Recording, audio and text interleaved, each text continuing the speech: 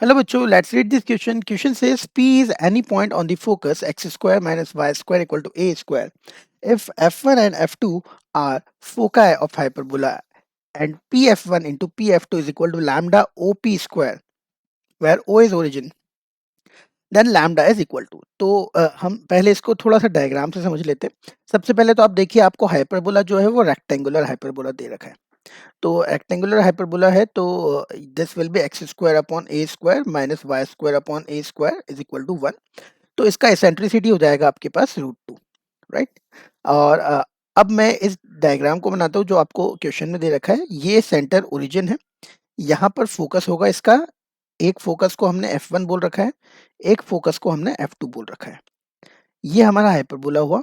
इस हाइपरबोला पे हमने कोई पॉइंट लिया P, जिसके कोऑर्डिनेट्स हम मान लेते हैं x1, y1.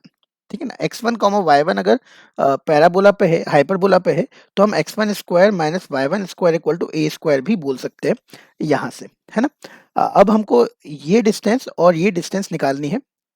तो ये सीधे सीधे हमारे पास एक रिजल्ट होता है फोकल डिस्टेंस का, है ना. फोकल डिस्टेंस, तो फोकल डिस्टेंस का सीधे सीधे रिजल्ट होता है कि PF1 will be equal to XE minus A and PF2 will be equal to XE plus A. ठीक है. अब हमको ये दोनों को मल्टीप्लाई करना है, तो PF1 into PF2 will be equal to A plus b, A minus b बन जाएगा. तो मैं सीधे सीधे यहाँ से x square e square minus a square लिख सकता हूँ. अब हमको ये बताना है कि ये PF1 into PF2 is equal to lambda times OP square होगा. तो हम OP स्क्वायर निकालते हैं. तो OP स्क्वायर हो गया डिस्टेंस फ्रॉम ओरिजिन, तो that will be x1 minus 0 का whole square plus y1 minus 0 का होल स्क्वायर. तो that will be equal to under root of, अच्छा स्क्वायर है तो यहाँ पे स्क्वायर लगा देते तो अंडर रूट हट जाएगा. स्क्वायर है तो अंडर रूट हट जाएगा. तो ये हो गया अपने पास x1 square plus y1 square. यहाँ से हम लोग y1 स्क्वायर को एलिमिनेट कर देते हैं.